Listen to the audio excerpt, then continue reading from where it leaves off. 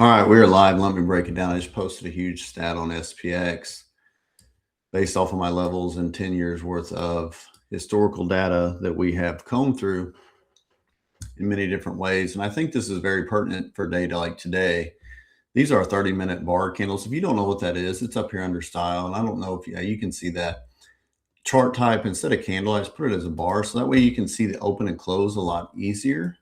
And then if you really need to get technical, you can zoom in and see this is where it closed. So open side's on the left, of course, closed side is on the right. So then we open here, we close here, so on and so forth. The stat that I just posted will help everybody that's a trader if you are watching these levels. And yes, I posted the link, and yes, you get all these levels with one purchase and they stay there forever. They reset based on their time frame. So if you want the dailies, you toggle a daily, monthly, weekly, 4 hour, whatever you want, it posts these. So these are my daily pivots on a 30-minute chart. And the stat that I posted, I felt very intrigued to post and have back tested it several times in many different ways to make sure it's correct, was the first 3 hours of a day really cement a few things. But one big one that I gave today was when these first 3 hours, so here's your first hour, close below the pivot. Second hour, close below the pivot. Third hour, close below the pivot, right? And we're currently in hour 3.5. So 1, 2, 3.5. It closes below the pivot 81% of the time when that happens. So when your first 3 hours of the day close below this pivot, it closes below 81% of the day. So as a day trader, even, am I trying to long that right now? No. I would use that to the contrary and say, hey, if I want to do anything, I want to short off the pivot. But what you can also do is sell credit. So if you sell the pivot, you go 5 higher. That's an 81% chance of winning, and so on and so forth. On my daily levels, you'll notice that I've got the half put in there now. I don't have that turned on currently, but it does give you a stat for at the R.05. So halfway between the levels, it gives you that stat too. That's 91%. And when you're right up here towards the pivot, that pivot credit's really juicy. Okay. And then you still have a 1 in 5 chance of losing. So keep that in mind. So that was the SPX stat that I posted. I also want to jump over to the NQ and show you here on my daily levels. Also, I don't post these daily levels. My subscribers that want them, I get them to them. And of course, the people that have the indicator use them every day. But right here, this was pre-market last night. Pre-market right after the open, you can see where the headache rack was, right? R1 doesn't get very much clearer than that. And where was the biggest bounce was from the pivot. So keep that in mind, and know those stats for the SPX don't transfer to the NQ stats, because the NQ runs from 5 p.m. Central to 4 p.m. the following day Central time. Okay. I'm still quantifying that data to see what makes sense for closes there and how that works. It does. It's actually even a little better on the QQQ when the first 3 hours close below the pivot. That stat's actually even a little higher you can sell the pivot and still be on the right side. I think it's like 85 or 9%. And I will get that posted. Just wanted to jump on and say, hey, the daily pivots are doing a lot of work. If you're an intraday trader, understand one, how well these levels work.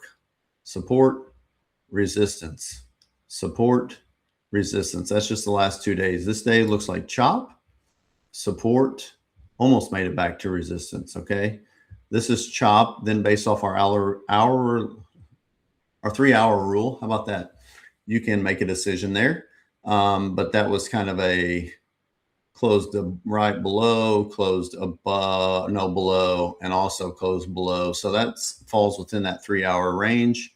And 81% of the time when it does that, it closes below the pivot.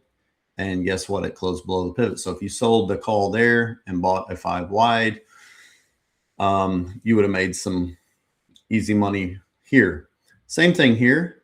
First hour, second hour, third hour closes below. sell a pivot, it closes below. And that's the nuances that I want to find and bring to you, stuff that's very easy. We do have stats on the second hour close versus the third hour, and also just the first hour close. So keep learning, stay with it, keep following it. And I'm going to keep bringing you pertinent information that can help you win on a day-to-day basis with whatever you're trying to do, whether you're swing trading, day trading, whatever it may be.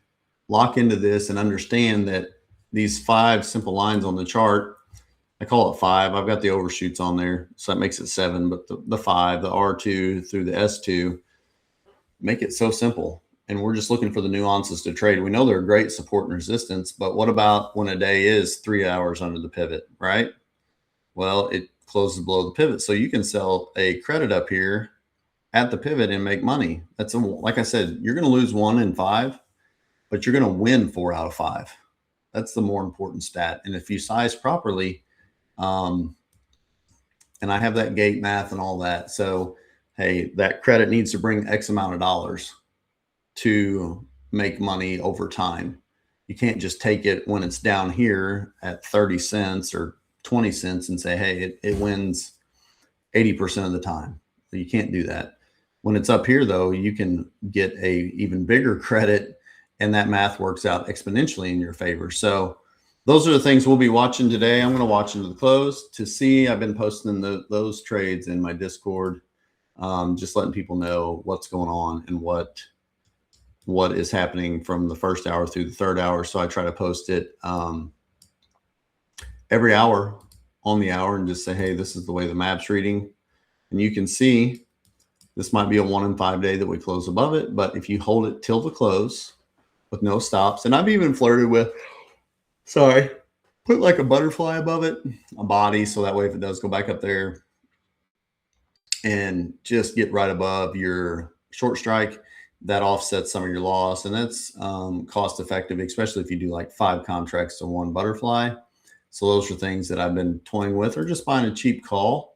But like a cheap call, you really need it to rev up to make that money. So you need a really big directional move, where when it's just sitting here doing this, waiting on NVIDIA, who's holding up the world, this is what kind of happens. You can sell credit, and as the time ticks, that credit goes away, which makes it better for you. If I sold that, I think I priced them earlier, they were about $1.50. If I sold the 76.80, about $1.50, so I'm risking $350 on the loss side to make 150. Doesn't sound like great odds. I think the gate on that had to be 75 cents to break even over time. So I doubled that gate to cover my exposure. If you did a 5 lot, you're going to make 700 or so, 750 versus an $1,800 loss. You got an 80% chance, 81%, whatever it is that I posted there, of winning. And if you do that every time and you cover your gate, no matter which strategy we're using, as far as the 3 hour, the first hour, the second hour, as long as it covers your gate, you do that over time, you're exponentially profitable. If you want my indicator, holler at me. I've got several Substack messages today that I'm getting set up, and people are using these to their advantage, and I will connect with you directly if you want to do it that way. If you're savvy enough to just, hey, I want to import it and get going, we can do that as well. Either way, it's very simple, and once you have it, it's yours forever. So as always, we will leave it there, and I'll be back later. Talk soon.